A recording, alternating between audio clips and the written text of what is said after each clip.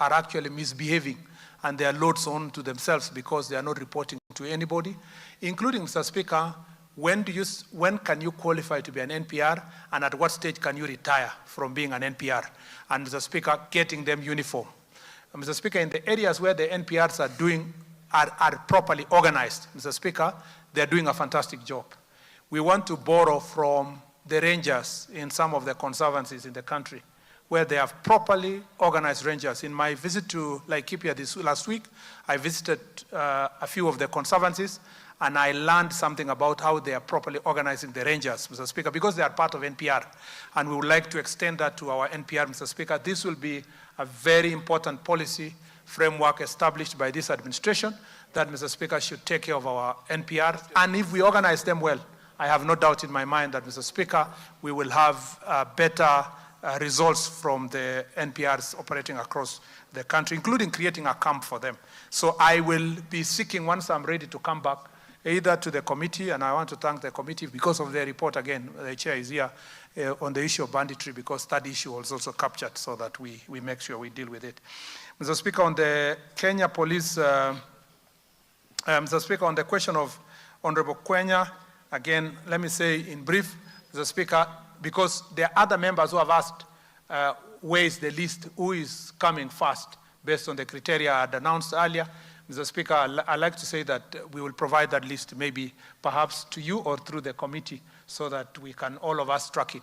And I hope the interest that has been shown here on the administrative units, Mr. Speaker, will cause the entire House in consensus to get us resources to operationalize once and for all, so that there is no queue. There will be no someone being preferred or a constituency being preferred than the other. But, Mr. Speaker, you will realize that areas where we have the worst security situation, even if they were cassetted late, Mr. Speaker, we quickly operationalize those ones because, Mr. Speaker, we need them immediately to deal with the security issues. Mr. Speaker, Honorable Makali Mulu had asked the question of chief and sub-chiefs of those areas. I think it falls within the same issue. Oh, yes, yes, one chief and one sub-chief. Yes, thank you, Mr. Speaker. I think that is the part of the various constituencies has given the criteria earlier that where there is such an anomaly, you quickly operationalize those ones so that you don't have two people doing the same job in the same area. Mr. Speaker, Honorable Tongei also asked the same question, who is coming first? And again, I think that list can be provided. Honorable Farah Maalim, Mr. Speaker, spoken to the question of Mr. Speaker, strategy, security strategy in the north, insofar as dealing with the, Mr. Speaker, the enemy across. Mr. Speaker, I do not wish to say we are not doing what he's saying, Mr. Speaker, because this is not the right forum to announce the strategies, our security strategies. But I will say his comments are noted, Mr. Speaker, and I'm sure it will be incorporated in the security strategies because we also work together with the elected leaders in the local area. Mr. Speaker, I agreed in dealing with the NPR issue. We are also in the policy asking ourselves whether some of the chiefs cannot be also licensed as NPR, so that, Mr. Speaker, they can carry, they can be able to carry guns. Some of them already do so in some parts of the country that I don't need to mention. But the problem also sometimes when you give the chief these guns in some serious security areas, unfortunately they become a subject of target. But already the chiefs are already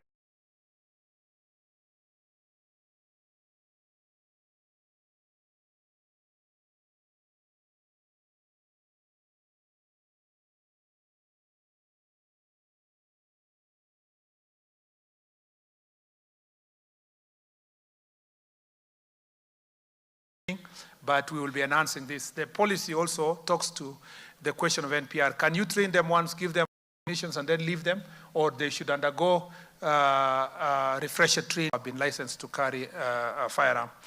So it's not a unique thing to say a chief is licensed to carry a firearm. Mr. Speaker, another issue that I'd like to say is Honorable Nicholas Ngikor Nixon Ngikolong has asked a question, Mr. Speaker, about special forces to fight banditry. Mr. Speaker,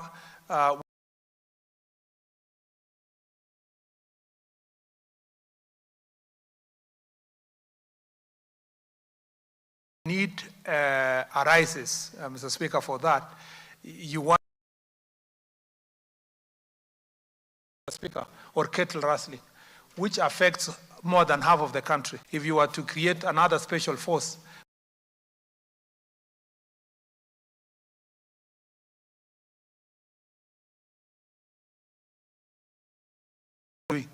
so I think they already we have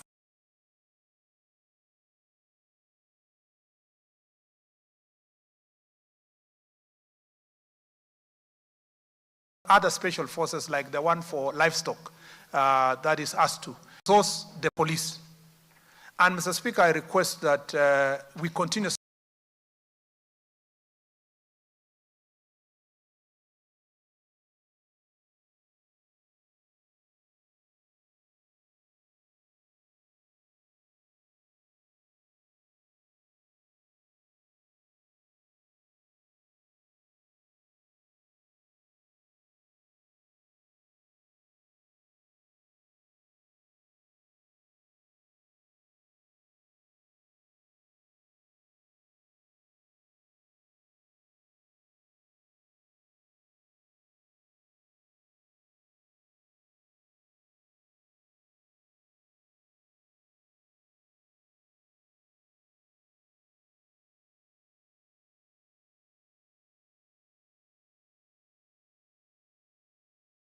the National Police Service, giving them protective gear and so forth, has really borne results.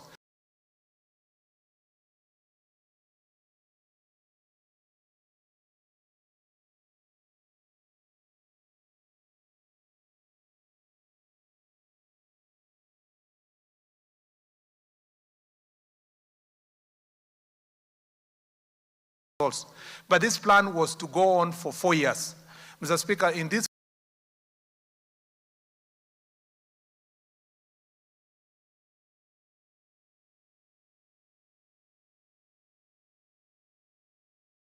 was to go on for 4 years. Mr. Speaker, in this financial year,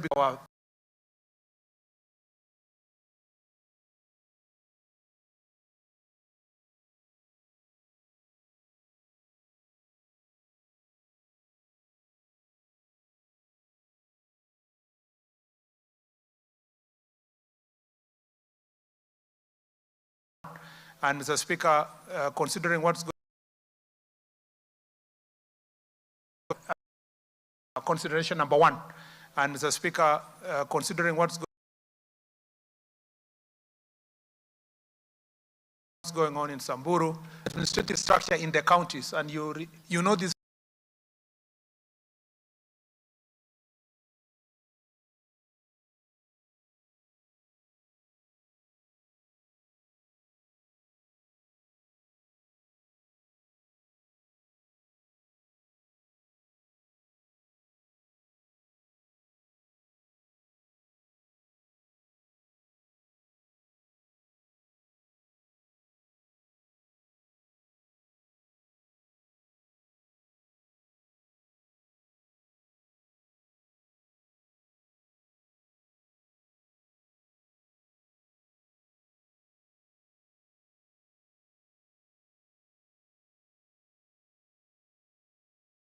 Working on the rest of the administrative units to see if that can be achieved.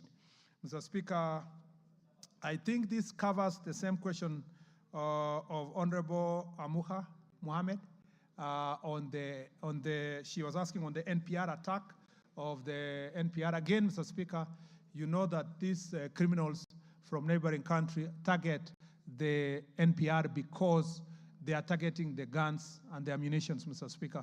And they know that the NPR have been very, very instrumental in dealing with this crime, Mr. Speaker. And they know that the NPR know the local routes that they are using. So unfortunately, our NPR were attacked this period. You know, Mr. Speaker, how these terrorist groups operate. They look for significant period of time for them to do something that is significant. And Mr. Speaker, why there was heightened activity around Ramadan is because the intelligence report was already there that they wanted to take advantage of Ramadan period. And we are always alert in anniversaries that other attacks have happened in the past, because we know they would like to use those opportunities to make a statement and instill fear in the country. And as I said earlier, our security forces are up to the task. Unfortunately, because of these targeted chiefs and the NPR, we have lost some of them, and a few of them also have found themselves in the other part in Somalia. And Mr. Speaker, everything is being done to address this issue. On the question of my friend Honorable Parashina, it's the same. I think he wanted transparency on the distribution of the ones that are being operationalized now and those that will come after. And the question is still the same. As I said, the information will be given. This is another issue that Honorable Pukose has raised. And I will revisit it down here, and maybe I combine it together with, maybe I'll revisit that. We have a problem with, Mr. Speaker, police vehicles and administrative units, vehicles for our administrators across the country.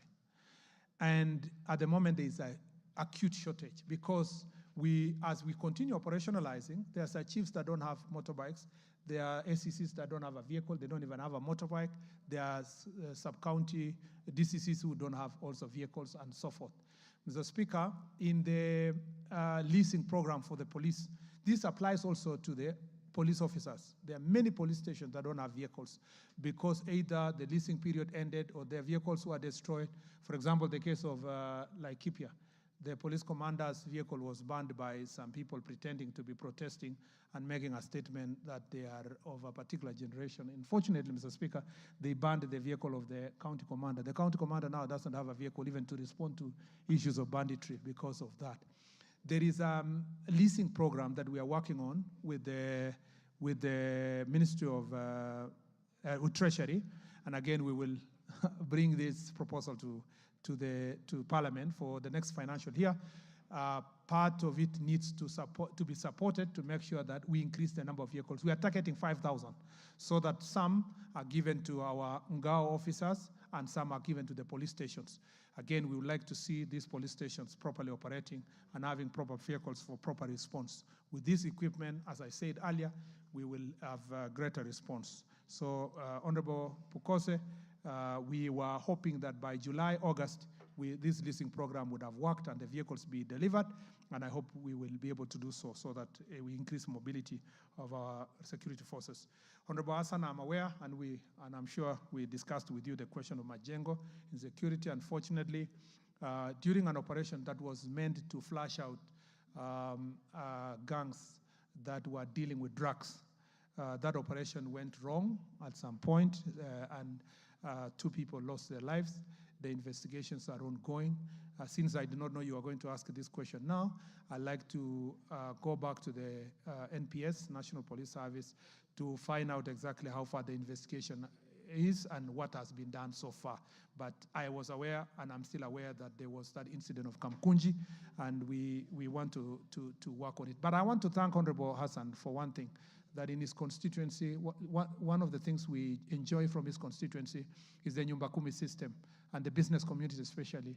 They work closely with the security team. The IG was there for Iftar the other day, and we work closely with the local community. And because of that, the local community work with National Police, security has been improved in general in Kamkunji and a number of the constituencies in Nairobi. We would like to work closer with the people. We not want to have this kind of acrimony with the citizens, even if we are doing police operations. And we'll be becoming more, ensuring that our officers are well versed with the operational procedure that protect the rights of the people. Again, on Honorable Kemei's question, since I did not know whether it was going to be raised now, it's important again to know that that is a known case. The police officer is known. The person who was shot is known. The police officer is a bodyguard to one of the citizens. I think I will give you perhaps a proper response as to how far the investigations are going and when the officer will be charged, if that will be the direction we'll go. Unfortunately, we have no compensation scheme for victims of that kind of attack. But we advise that once an officer has been found culpable, the family can institute civil suit to institute compensation for the citizen that has been attacked. I think Honorable Emmanuel Wangwe was also asking administrative units that were gazetted in 2018. That applies to the 2017, 2021, 2022. It falls for all of them. Again, as I said earlier in the general question, that we have a phased out operationalization, and that's why members are asking which is coming first this year. And we hope that in the budget, we're asking about 2.5 billion to operationalize everything. And I think at that point, I can combine that question with the question from my friend, Honorable Mutuse, that the reason why we are unable to post deputy county commissioners in some places and the assistant county commissioner is because, one, it is not just enough that the officer has already been hired and they are earning salary elsewhere. You need resources for operational resources, operational budget that allows them to move, to do meetings and so forth. But also, you need the AIE. The other thing is that they need offices. So in some instances, the divisions were gazetted, but there's no office. So you need to work together. And some members of parliament have come to us and said, I am going to use CDF to build the offices, and we appreciate that partnership that we have. Some have even said they use money from their pocket to hire an office for the ACC just for them to start the work because of security concerns. And some of these counties like Baringo and others are having acute security needs. And the members of parliament have been of great support, including Honorable McLeod here. And then we have the question of vehicles. So that I said they may not also have the vehicles for movement. So it's not enough just to gazette. You have to provide a budget for this operationalization. Finally, Honorable Kikaria, before I come to, yes, I think that was Honorable Kikaria and McLeod. The second last question is Honorable Kikaria. I was in Nakuru with Honorable Kikaria for a function on mobile registration and free issuance of IDs to first people were taking their IDs for the first time. And Mr. Speaker, the mother of Brian Odhiambo confronted me on the question as to investigation related to her husband. It's a very unfortunate case. I do not want to jeopardize investigations, Mr. Speaker, or prejudice the prosecution that will follow. But it is true, Mr. Speaker, that investigation was done. The KWS officers created inordinate delay, denied the DCI officers proper access in time to enter the park. I do not know why they were protecting them and what was happening to the life of Brian Odhiambo. But Mr. Speaker, the good news is that the DCI, at the stage of which he had reached with his report, was convinced that it was enough for the DPP to take action. The file is already with DPP, and Mr. Speaker, I have no doubt that's an independent office. I cannot order the DPP to do the file, but I have been assured by the office of the DPP that prosecution is in the offing, and therefore we shall be able to fulfill our promise to the mother of Brian Odhiambo that justice will be done in this very case, Mr. Speaker, and other similar cases where citizens are facing such kind of attack. Finally, Mr. Speaker, I don't know, yeah, Honorable McLeod was here, but just for me to repeat that the troubling areas, including what I talked about, Kaben and Endo, location in Marakwet, Moron in Tiatich, that part, the border, and your constituency, the only very troubling place is Soy Mosoi division, location, Mr. Speaker, in Loruk. And Mr. Speaker, this is not a fight for livestock only. Mr. Speaker, as I tell you, there is a combination of factors. If you go even to Samburu, Mr. Speaker, the issues of disguised as cattle rustling is not only for stealing livestock, it's also for pushing administrative boundaries between communities, Mr. Speaker. And that is the case, as a matter of fact, in Loruk, Mr. Speaker. In Loruk, there is a conflict between communities as to where they want to sort out the question of administrative boundaries. In the process, Mr. Speaker, they disguise this as stealing of livestock. That is why that attack has been going on. We have a strategy of dealing with it, Mr. Speaker. We know that the NPR, some of whom were subjected to investigation, their arms were taken, Mr. Speaker, but we promise that before the end of this week, it will be returned. It was taken for ballistic investigations, but I want to thank the NPR for doing a fantastic job together with the police. Mr. Speaker, I promise the Member of Parliament that I have a strategy on what we need to deal with there. We have a strategy as a ministry on what to do there. National Police have a strategy. We will deal with that corner and the other corner in the border of Marakwet and Tiatich. And also now Samburu, which is the troubling place, Mr. Speaker, at the moment. Mr. Speaker, on the same issue, the Member of Parliament is asking whether we are doing recovery. Mr. Speaker, you must thank. You know, in all these reports that we get, people don't thank our police officers because we are doing more than 90% of recovery. More than 90% in all the attacks that have happened in the recent past. In all these cases, whether it is in Samburu, whether it is in Baringo, whether it is in Elgeyo Marakwet or West Pokot, there has been nearly 90%, and like Kipia as well, there's been nearly 90% of recovery. In some instances, in them cases, 100%. And we said that as long as you continue making these recoveries and facing these bandits, Mr. Speaker, we will make it very painful for them because, Mr. Speaker, they do not benefit from their acts. Unfortunately, in that area of Loruk, we have lost two lives, Mr. Speaker, the chief and a resident of Loruk also who was attacked. But we want to make sure that we work so hard to minimize loss of life, Mr. Speaker. But thieves will always be there, here and there. But if our police officers are going to be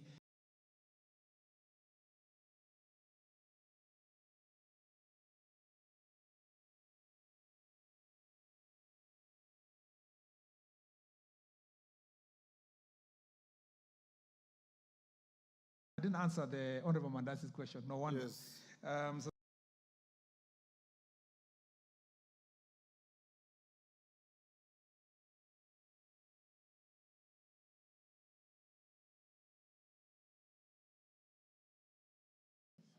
I want to very quickly take 029, 031, 032, and 33 in quick succession. Minister, be ready to answer them in the shortest time possible. Yes, Tongoyo. You are the chairman of the Committee on Security. Yeah, just going to take a minute, actually. Honorable Speaker, I just want to inform the House. It has actually been, of course, Honorable Speaker, it has been confirmed that the issue of sub-counties or administrative unit generally is a big thing to almost every member here. You remember it has been a question that keeps coming every other time. And immediately we break for recess, we had the opportunity to interrogate the ministry. In fact, we took almost an hour and a half just singling out on this subject. Honorable Speaker, from the own minister statement and his own words, the whole big problem is about money. And I think he made it very clear that the ministry needs about 2.5 billion to operationalize the already pending units. And Honorable Speaker, you know we had already had the BPS. And I want to confirm, actually not contradicting the minister, that as it is, we may not still have the money. So we may lament this year, another year, because until we get the money to do this. And this is the house that appropriate the money. You know that was the play Honorable Speaker was making. So what I'm saying, you are in the new budget cycle, so you should focus on the yeah, what I'm saying is, unless we look something like a Kamkunji, the way we prioritize CDF, we will still having the same problem every other time. No, I'm Honorable Speaker, employing to this house. We should look away, even if it means we have a Kamkunji a bit, look away, we mobilize resources so that we sort this problem once and for all. Minister, what you will probably do is send to my office send to my office a complete list of all the gazetted administrative units at all levels, and you can do a matrix where you indicate those that are operationalized recently, those that are not and the expected time of operationalization, those that have a long haul to wait, so that when we now engage the budget committee, we can see how best we can be able to assist. Because seeing the mood in the House, everybody has an issue about administration units, literally everybody. And going forward, Minister, as a matter of administration reforms that you need to undertake. Under Article 6 of the Constitution, dependence and interdependence of the various levels of government, the layers of administration units out there. You have a village administrator, you have an ACC, you have counties, you sub-county administrator, the county, you have the sub-county commissioners. You'll find you have layers of county administrators and national government administrators doing the same thing, drawing money from the same purse. So you need also to engage COG and county units to see how to harmonize, cut down on costs, and be more effective in having administrative units work. Because I've never quite understood why you have a chief and a village administrator doing the same thing in the same area of jurisdiction. Ward admins and ACCs and all those. Maybe part of your reforms, you can also look at that so that you can be able to assist. Ivo Bara, ask your question. After Ivo Bara, we have Daniel Manduku. After Manduku, Peter Mbogo, then Peter Nablindo. If we can be done by 6:30 so that we go to the next order. After that, I'll give Jared Okello to prosecute his pet subject of hardship areas. Okay. 1 minute only. Go on, Eve. Thank you, Mr. Speaker. So, pursuant to the provision of Standing Order 42A, 6B, I wish to ask the following question. Could the Cabinet Secretary state the measures taken by the Ministry to enhance safety and security of residents in Atela location in Kabondo Kasipul constituency, particularly in light of the recent surges of violence incidents, including the murder of Mr. Kennedy Odhiambo, a resident of Kolal village, who was fatally shot in the chest by an arrow while on patrol near Sondu Old Bridge on the 30th of January 2025. Number two, Mr. Joseph Othim Amora, age 43, who was murdered at his home in Kolondo village on the 30th of January 2025. The other one is Mr. Peter Okello Odao, age 60 years, who was attacked and killed in his home over a boundary dispute on the 3rd of February 2025, and attempted stock theft, which was reported in Kawere village, where two individuals, Ms. Milka Owio and Mr. Tony Owio, were injured by arrows during the incident on the 2nd of January 2025. Mr. Speaker, could the CS provide an update on investigations into the murders and steps being taken to apprehend the suspects involved? Two, would the CS state the steps taken to address the underlying issues contributing to violence and conflict in the region, particularly concerning land and boundary disputes? And three, could the CS outline the collaborative efforts being made with community leaders and local organizations to foster peace and security in the affected areas? Thank you.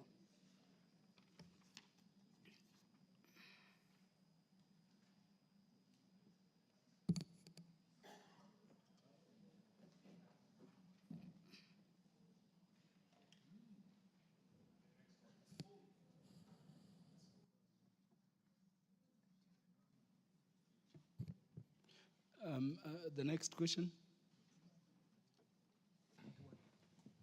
Thank you.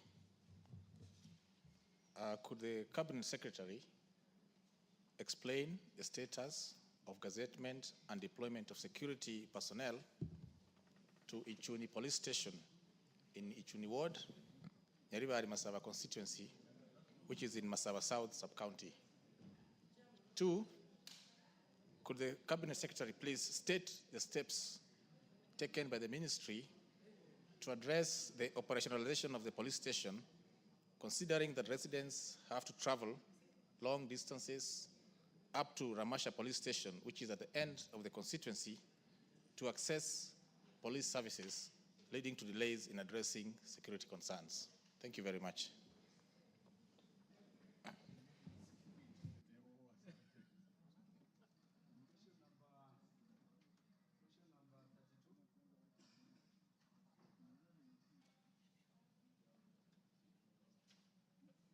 Question number 32. The Honorable Peter Mbogo. Thank you, Mr. Speaker. Could the Cabinet Secretary provide a report on the status of investigation into the instances of insecurity, such as Mrs. Mariana Shali Chow of ID number 278-97833, who was found dead at a satellite site around Rianchore hillside with multiple cut wounds. 2, Mr. Silas Silo Mengo Mwachanga, a border rider who was found dead on 28th May 2024, and Mr.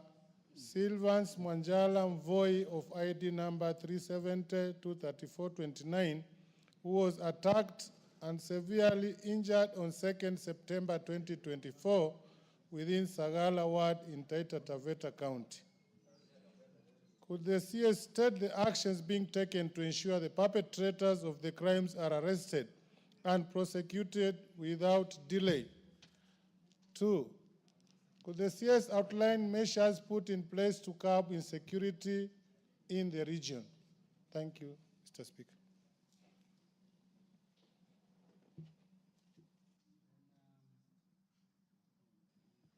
Question number 33 of 2025. The Member of Parliament for Matungu. Is Honorable Peter Nabulindo there? I'm here. I give him the mic. Thank you, Mr. Speaker. Mr. Speaker, I beg to ask the Cabinet Secretary for Interior and National Administration whether he could provide a report on the status of investigations into the insecurity incidents which occurred in Koyonzo Market, where 2 security guards were brutally murdered and assorted goods stolen, raiding of several shops in Matungu Township, and a trader killed in the process, attack on the residents of Namalasire and Namamari areas, and incidences of robberies in the market centers reported in Matungu constituency. Secondly, whether the minister could expound on actions being taken to ensure that the perpetrators of the crimes in the constituency are arrested and prosecuted. 3, whether the Cabinet Secretary could state the immediate steps being taken by the government to address insecurity in the constituency, including provision of additional facilities and equipment to the police stations. 4, whether the Cabinet Secretary could outline the long-term strategies being put in place to curb insecurity in the constituency. Thank you very much, Mr. Speaker.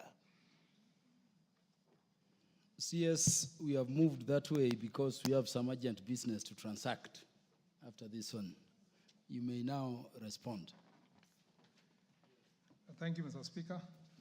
I'd like to respond as follows to the question number 29 of 2025 by Honorable Ivo Bara. Mr. Speaker, I'd like to respond as follows. On the measures taken by the Ministry to enhance the safety and security of residents, Mr. Speaker, the government has implemented the following measures to enhance security in Kabondo Kasipul constituency. Increased police patrols and visibility, strengthening both foot and mobile patrols to deter criminal activities while maintaining a strong police presence in key areas such as residential estates, marketplaces, and transport hubs, fast-tracking of investigations, ensuring that timely handling of all reported cases would prompt legal action against the perpetrators to deter future offenses and enhance public confidence in law enforcement.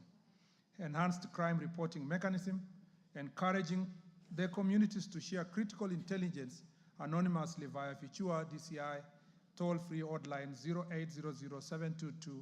0800-722-203, guaranteeing confidentiality and safety of all the whistleblowers.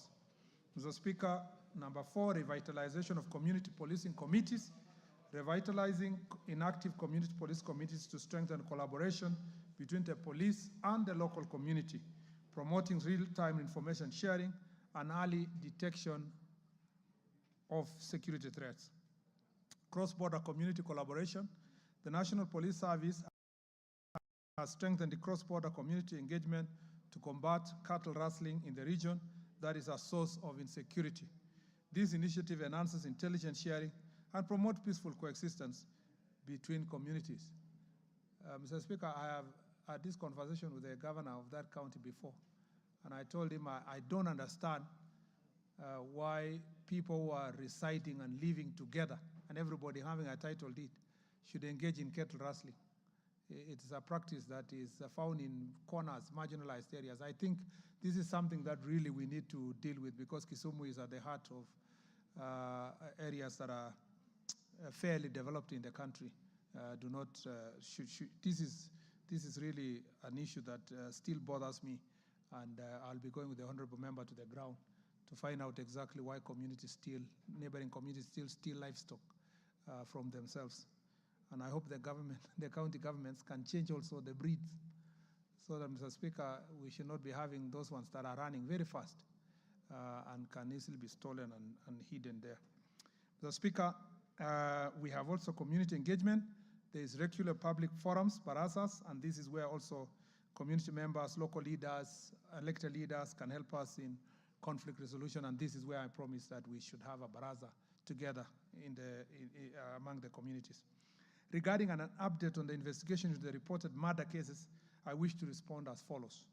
On the case of Mr. Kennedy Odhiambo, Mr. Speaker, sir, on 28 January 2025, at approximately 23 hours, Kennedy Owino Odhiambo, a 45-year-old male, was near his homestead in Gangondo village, Kadumo's east sublocation, in the company of others, when unknown assailants launched an arrow at the group.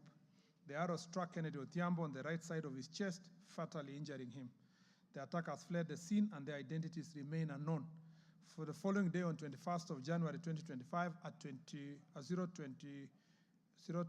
0211 hours, the incident was reported to Othoro Police Station by Peris Muga, Chief of Atela location, and booked vide OB number 032101 of 2025 in the same station. The officer commanding the station in Othoro, along with DCI personnel from Rachuonyo East Sub-County, found the deceased lying lifeless with an arrow still lodged in his chest. DCI officers from Rachuonyo East Sub-County processed and documented the crime scene before transferring the body to Bethlehem Morgue for further examination. A post-mortem examination confirmed that the cause of death was injury sustained from the arrow attack. The suspect remained at large. The investigations are ongoing with efforts to apprehend those who are responsible. Mr. Speaker, on the murder of Mr. Peter Okello Odawa, on 3rd February 2025, at approximately 1840 hours, Peter Okello Odawa, a 60-year-old male, was slashing grass within his compound in Kamwagi village, Kodumu West sublocation, when he was attacked by two individuals, namely Eric Okoth alias Mzee and Ibrahim Jacob Onyango. The suspects, who are the deceased's nephews, fatally injured him due to family land boundary dispute. The attack left the deceased with 2 deep cuts on the head and chin, as well as fractures on both wrists. Joseph Ndege, Chief of Ramba location, reported the murder incident to the OCS, Othoro Police Station. Detectives from the Directorate of Criminal Investigation, Rachuonyo East, to process the scene. The incident was officially booked via OB number 30/3/2 of 2025 at Othoro Police Station. The body was transferred to Jawabu Funeral Home for a post-mortem examination. The post-mortem examination was performed at the Jawabu Funeral Home, confirming that the cause of death was directly linked to the injuries sustained during the attack. Police successfully arrested one of the suspects, Eric Okoth Odera, alias Mzee, on 6th February 2025, while his accomplice, Ibrahim Jacob Onyango, remains at large. Eric Okoth Odera was arraigned in Homa Bay High Court and charged with murder under criminal case number 688/7/225 and High Court Criminal Case 07-2025. Efforts to locate and arrest the second suspect, Ibrahim Jacob Onyango, continue, with police actively tracking his whereabouts to ensure he faces murder charges in court. The murder of Joseph Othimo Amora. The Speaker, on the night of 30th January 2025, unknown individuals gained entry into the house of Joseph Othimo Mora, a 43-year-old male residing in Kolondo village, Kodumo East, where he lived alone. The assailants brutally attacked him, inflicting deep cuts on his belly, exposing his intestines, and killing him on the spot. The motive behind the murder remains unknown. On the 31st of January 2025, at 0550 hours, Paris Muka, chief of Atela location, reported the murder to Othoro Police Station and booked via OB number 033001-2025. Police officers from the Directorate of Criminal Investigation, Rachuonyo East, visited the scene, processed and documented the evidence, and initiated investigations. The body was later transferred to Bethlehem Morgue for a post-mortem examination, which confirmed that he succumbed to his injuries resulting from the attack. No arrests have been made so far, and the case remains under active investigation as the police work to establish the motive and the identity of the attackers. Attack of Mithka Odhiambo in Sondu area. On that January 2025, at 0120 hours, the police officers, while on mobile patrol within Sondu area, received information that a group of unknown youth suspect to have crossed over from Kericho and entered Kisumu County with the intent to steal livestock. They passed by the house of Milka Odhiambo, a 53-year-old female, where they launched violent attack. Milka was shot in the mouth with an arrow, while her 22-year-old son, Tony Owio, was shot in the lower abdomen, with the arrow remaining lodged in his body. Upon the victims raising an alarm, the attackers fled the scene without stealing anything. Following the distress call, police responded and the victims were rushed to Nyabondo Mission Hospital, where they were admitted in fair condition. The incident was booked OB number 23/1 of 225 in Ogoro Police Station. An investigation commenced, which led to the arrest of 3 suspects: Dennis Kipruto, Kemboy, Jeremiah Kipkorir Kosgei, Elias Kiptangus, and Geoffrey Kibet Chirchir. The suspects were arraigned in Oyugi's law court under CR 662125, court file number MCCR E109-2025, and CR 68822/22/2025, court file number MCCR EL10/2025. The police continue to investigate the matter, and efforts are ongoing to determine whether other suspects were involved in the attack. On the strategies put in place to address underlying issues, Mr. Speaker, the following strategies have been employed to address underlying issues contributing to violence and conflict in the region. Mr. Speaker, the peace initiatives are ongoing in the region. Number 2, Mr. Speaker, is making appeals to the National Land Commission to resolve historical land injustices, which is a major cause of conflict in some of the, in part of the areas, including that are caused murder of communities, people from these communities. The collaborative efforts being made within the community, Mr. Speaker, the following collaborative efforts have been employed to foster peace and security in the affected areas. Security agencies and the county government are collaborating in conducting a security intelligence committee within the county, with county leadership representation, dealing with the county challenges and to have effective strategies. There is also community partnership and involvement, and also working together with non-governmental organizations in the area to do for humanitarian assistance, and also economic empowerment programs together with peace initiatives.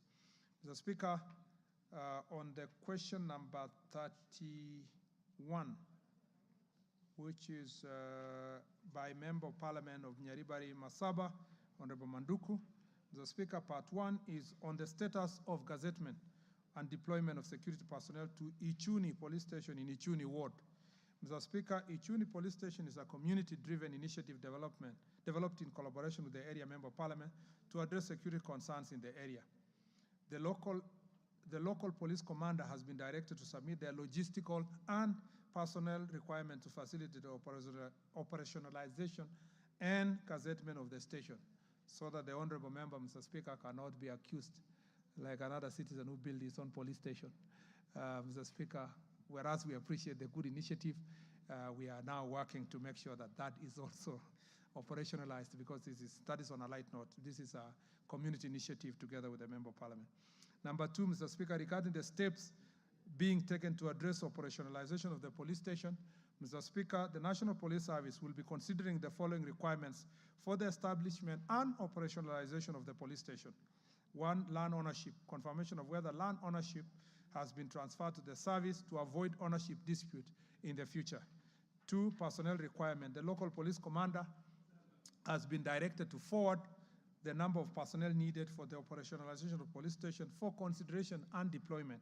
Number three, utilities, confirmation on the availability of essential services such as water, electricity supply to support daily operation effectively. Four, accommodation, confirm availability of housing for the police officers. Five, furniture, confirm that the station has been furnished. And six, infrastructural design, confirmation that the station structure meets the standard design stipulated in the service standing order, which includes reception area, valuable exhibit store, radio room, OCS office, deputy OCT office, petty crimes office, record office, OC traffic office, general office, petty crime office, interrogation office, cell with a proper sanitation, exhibit, store, and sufficient ablution facilities, among others. Mr. Speaker, the question from the Member of Parliament of Mwatate, Honorable Mbogo. Mr. Speaker, I would like to respond as follows. Regarding a report on the status of investigation into the incidences of a murder of Marian Onsarigo. Mr. Speaker, on April 29 of 2024, Ms. Marian Onsarigo, aged 34, was reported missing by her husband, police officer number 255611, Police Constable PC Stephen Onsarigo Mokua of Kamachira Police Station, Madioya Sub-County. She was last seen in the evening hours of Rice Trading Center in Sameta Sub-County in Kisii County. On May 1st, 2024, at 17 hours, the Assistant Chief of Rogo Location, Mr. Latif Oyoro, reported the discovery of a dead body in Quarry within Rigo Location, approximately 10 kilometers south of the police station. Officers from Sameta Police Station, including the officer commanding station and the Directorate of Criminal Investigations, visited the scene and discovered a body of a female victim identified as Ms. Marian Onsarigo, lodged between large rocks in Deep Valley Quarry. The body had visible injuries, including deep open wound under the armpit, both lower legs fractured, and a deep cut on the left elbow. Later, the husband and the deceased PC Stephen Onsarigo Mokua, Police Constable Stephen Onsarigo Mokua, arrived at the scene and confirmed the identity of his wife.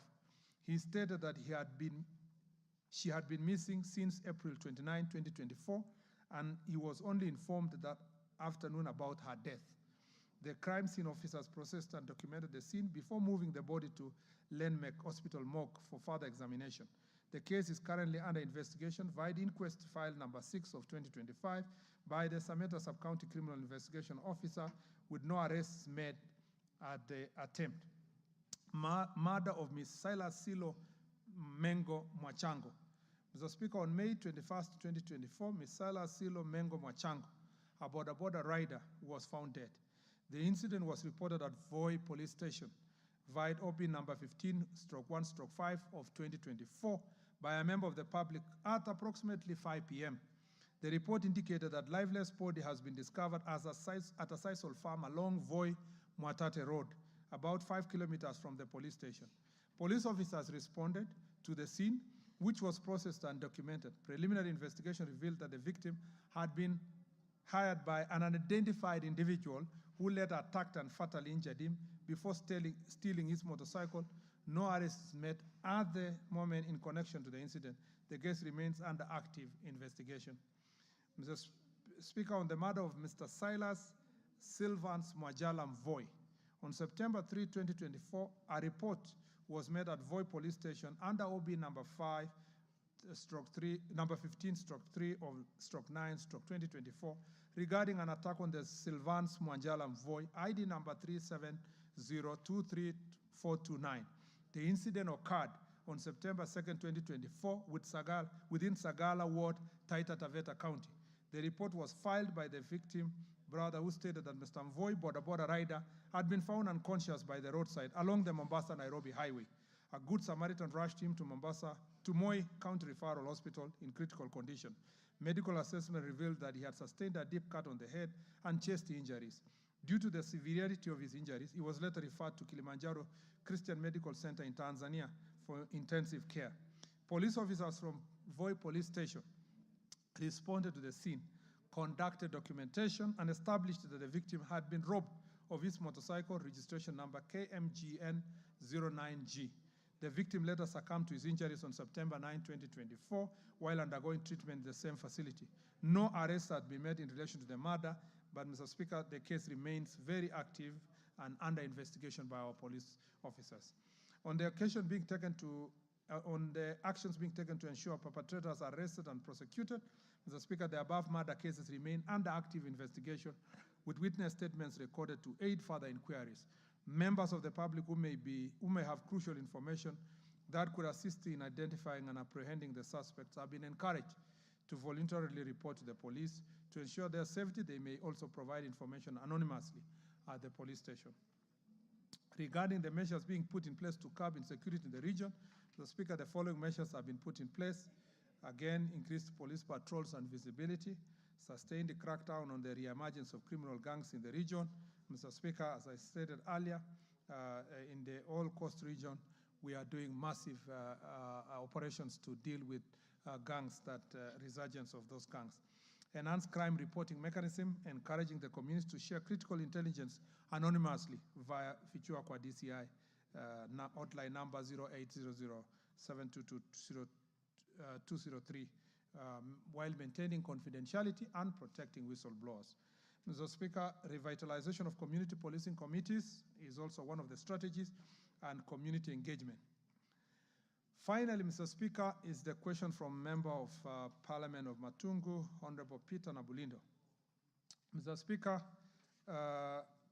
on part one of his question regarding a report on the status of investigation into the security incident on murder of 2 security guards, Mr. Speaker, at the night of March 30, 2024, 2 security guards, John Nyabola, 62-year-old, and Humphrey Muyomi, 55 years old, both employees of Major Oduk Security Firm, reported for duty to guard shops within Kanyonzo Market in Matungu Sub-County. That night, they were brutally attacked and murdered by unknown assailants who dragged their bodies into a market store to conceal the crime. The criminals then broke into a shop owned by Charles Opondo and stole assorted goods of an unknown value. The next day, on March 31st, 2024, Trader discovered the bodies and reported the incident to Kayonso Police Station, which was booked via OB number 4/31/3 of 2024. Police officers responded immediately and visited the scene. However, upon learning of the gruesome murder, members of the public became rowdy and stormed the police station, pelting stones.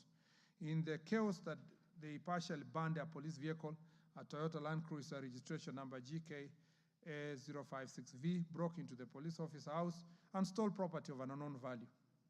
Some of the stolen property was later set ablaze on the main highway to Busia.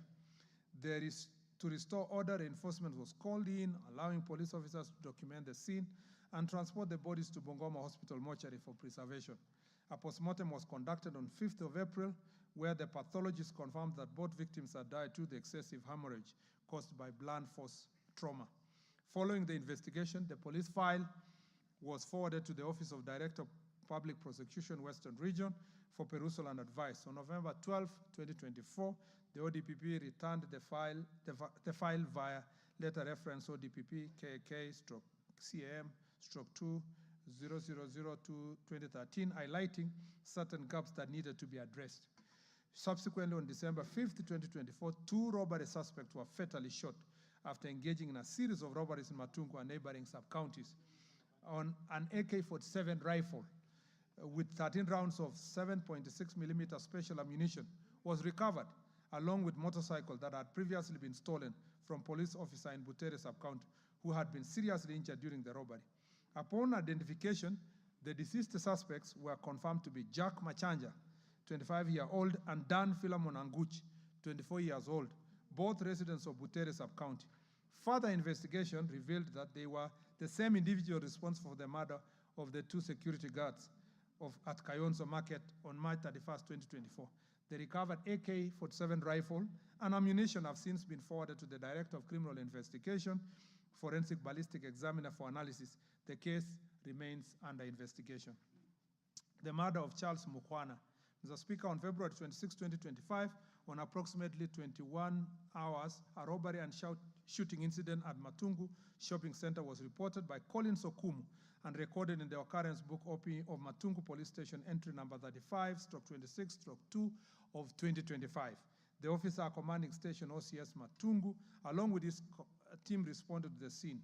The first victim, Kevin Chitai, reported that he had been robbed of the day sales amount to 50,000 shillings. The second victim, Boniface Miswaki, was also robbed at gunpoint but declined to disclose the exact amount stolen. The third victim, Charles Muhwana, resisted the robbers, prompting them to use violence. He was struck in the face with a sharp object and shot in the right thigh. He later succumbed to his injuries while receiving treatment at St. Mary's Mission Hospital, Mumias, and his body was subsequently taken to hospital mortuary, where an autopsy was later conducted. On March 9, 2025, Hussein Sharif Moshen was arrested in connection with the fatal shooting of the trader and robberies that occurred on February 26, 2025 in Matungu, and was subsequently booked at Shianda Police Station.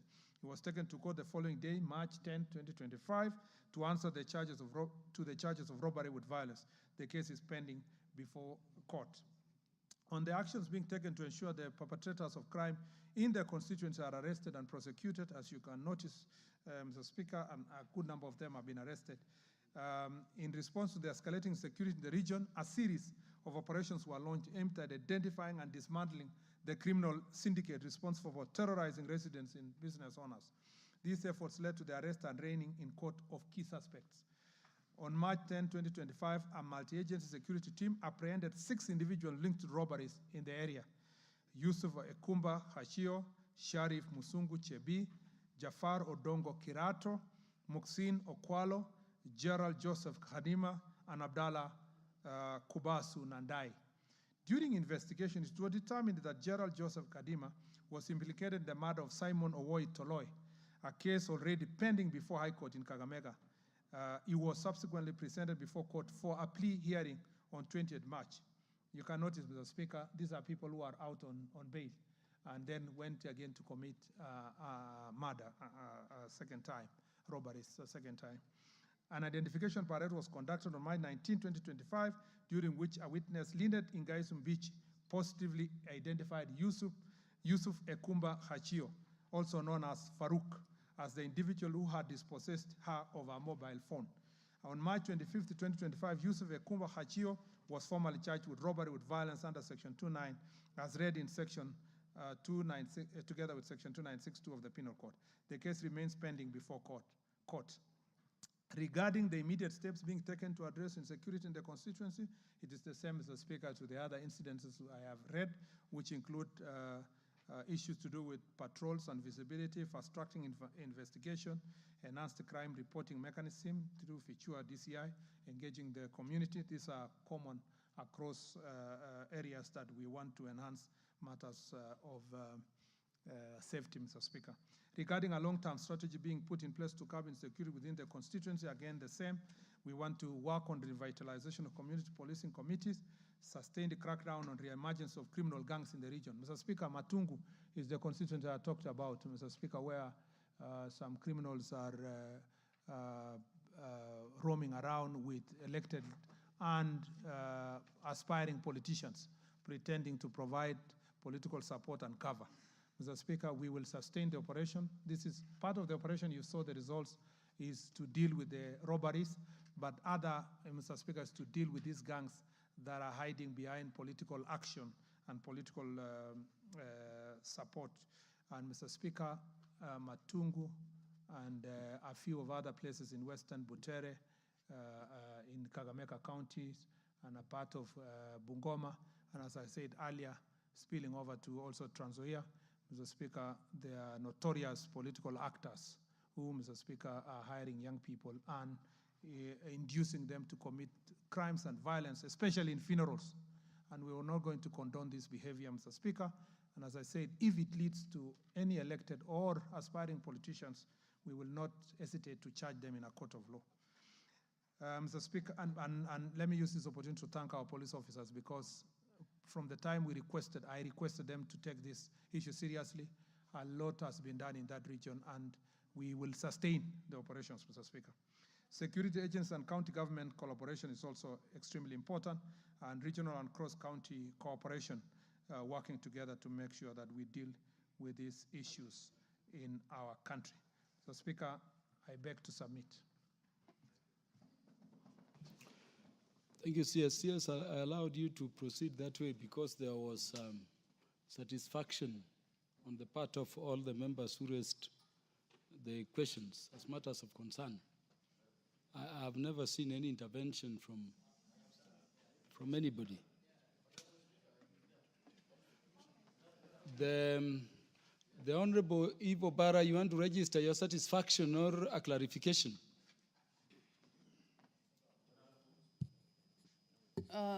Thank you, Mr. Speaker. Thank you very much, CS, for your response.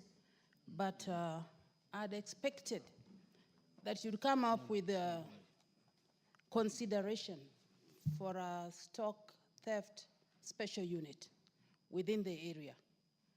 This particular area, Atela region, is the infamous, the Sondu, the Sondu issues that have been going on almost every other year.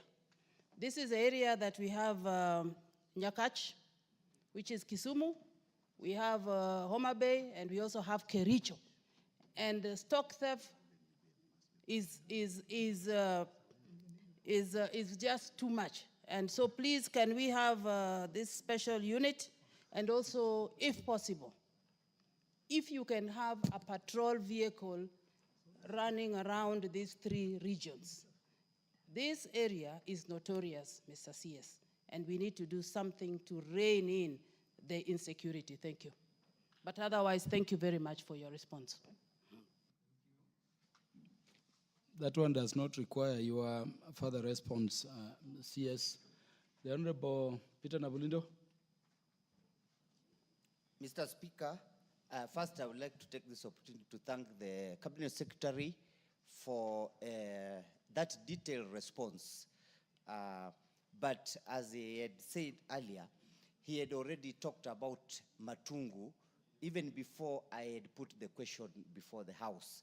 That means that Matungu has a problem that needs to be given a special consideration in terms of security interventions.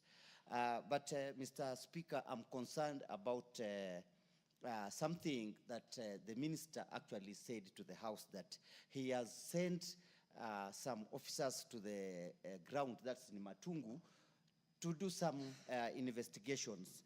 But I would like to bring to the attention of the Cabinet Secretary that the people, he could confirm, the people he sent on the ground, they have been doing what we call selective investigation, in that they have deliberately been targeting certain groups, and or, if I can be quite open in this House, Cabinet Secretary Waziri, the people you sent, I don't know if they are the ones doing this, the people you sent on the ground, they have been targeting actually my family members, my relatives, and my supporters. And the people have been wondering, why are these people targeting certain people, or who is using police officers to settle political scores? So, Minister, as far much as we appreciate that something is happening, but there is a lot of biasness and skewedness in those investigations, they have now turned to political investigations. Nevertheless, I am very appreciative that the minister is actually doing something for us as Matungu. But the biggest problem, please make sure that Matungu police stations get a vehicle. Matungu is too vast. We don't have a vehicle. Even the OCPD, even the OCS uses a motorbike to go for patrols at night. That is something that the minister needs to do. And we have not had a vehicle for years and years. We need a solution right now, Bwana Waziri. Thank you very much. Honorable Nabulindo. Quickly, let me say for Honorable Obara, we agree that we need to do something in Sondu, and we will, once we visit the ground and see the need for stock theft unit, we will make the necessary recommendations, Mr. Speaker. And then on the Honorable Nabulindo, I speak here, Mheshimiwa, on behalf of the IG, but the operational command of the IG is not subject to my direction to say that you target this person or the other. The main thing is to target the criminals. And the people of Kenya have expected us to sort out the issue of Matungu. You know very well that that place had become ungovernable, even during funerals. And it was becoming a monument of shame. If it happens that the people who have been arrested are known to you, family members, supporters, for as long as they're not involved in crime, there is no issue. They will not be harmed. They will not be charged. But if they are involved, they will all be rounded and charged, notwithstanding the fact that they are your family members or they are your supporters. And Mr. Speaker, I thank the MP for his positive approach to this issue, because he is appreciating of the efforts to deal with both robbers and these gangs that are operating and roaming across the country. I have no doubt in my mind that next time I visit Matungu, I will be going to a peaceful meeting together with the MP, and the place will have been properly in order and people will be operating freely. On the police cars, I had answered earlier while responding to the other questions that we have a problem across the country, and the police leasing program that we are working together with Treasury should be able to answer this problem, hopefully, by the beginning of next financial year, latest in August. Thank you, Mr. Speaker. Yes, the Honorable Daniel Manduku is satisfied with your response to question number 031, 2025. No, there is no further question or clarification. So is the Honorable Peter Mbogo to your response, with your response to question number 032 of 2025. Honorable members, these particular questions were specific to individual Kenyans. And as confirmed by the CS, most of them are either under investigations or with the courts.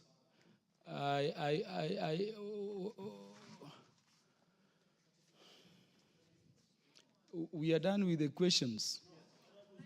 Are we saying you have matters you want to raise with the minister around the questions?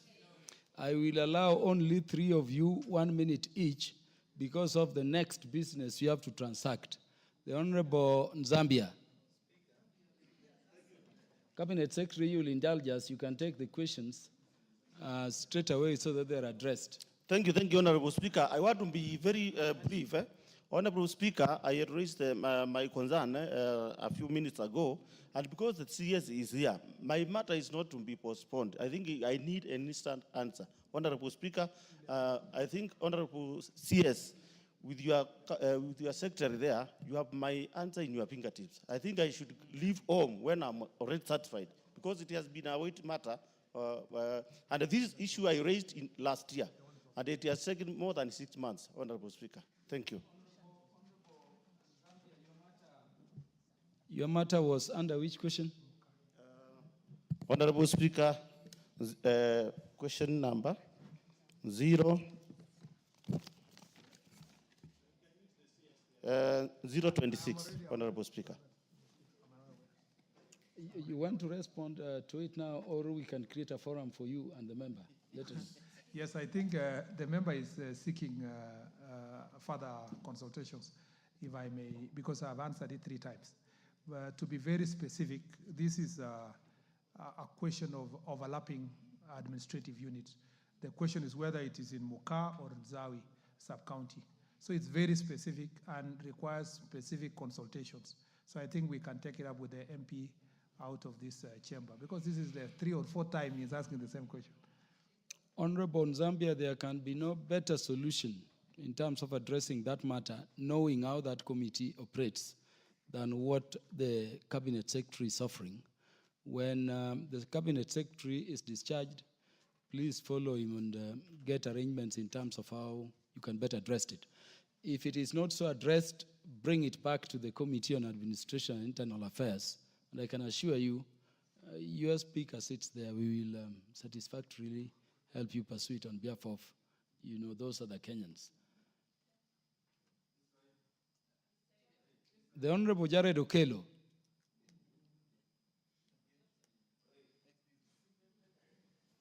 I thank you very much, Honorable Speaker, and for giving me the opportunity. The substantive speaker actually made an undertaking that I will be given an opportunity to prosecute a matter that is not directly linked to the Ministry of Interior and National Coordination, but under the spirit of complementarity and collective responsibility, the minister sits in a vantage position to answer or to lend a helping hand where necessary. Honorable Speaker, you are aware that the issue of classification of areas patterned along hardship and non-hardship areas has become my pet project. The last 3 months, we have been haggling with the majority leadership to have a report that was done by the government through a multi-agency committee, which was headed by one Mr. Sylvester Bolo in the Ministry of Public Service. They went across the country, and Ngao played a pivotal role towards that. And a report was actually done. The report is dubbed Review of Hardship Areas and Payment of Hardship Allowances. The report was ready by the year 2022. Now, the last 3 months, the substantive speaker has given directives, times more than number, to the majority leadership just to walk here at the office of the president and bring the report here. And I acknowledge now that we do not have a substantive minister for public service and a substantive principal secretary who has since been promoted. But as I said, it is a collective responsibility. Our very good minister, who is a very dear friend to me, Honorable Kipchumba Murkomen, a man known to this House, has the capacity to direct that particular department to just bring the report here. The report has categorized those areas that are needed, that are to be added onto the list of those that attract hardship allowances, Honorable Speaker. Without belaboring very much on this subject, my place is disenfranchised in many fronts. I have civil servants who report and immediately seek for transfers to other areas, because I sit in an area where my 2 neighbors, Nyakach and Muhoroni, are benefiting from hardship allowance. Nyando constituency is the only place known for its perennial flooding. In fact, we are known for Serikali's idea mantra, but we have been sidelined up to this very moment. And a report, I believe, which I have not put my eyes on, has captured this very well. So let the minister help us get this report. And let me repeat for the record, it is dubbed Review of Hardship Areas and Payment of Hardship Allowances. The report is here with public service. The guy who headed the team, called Mr. Sylvester Bolo, has since retired, but he did not retire with the file. So let the file be brought before this House. be debated upon, and appropriate actions will ensue. I thank you. And I thank the Minister for braving the long hours today. Thank you.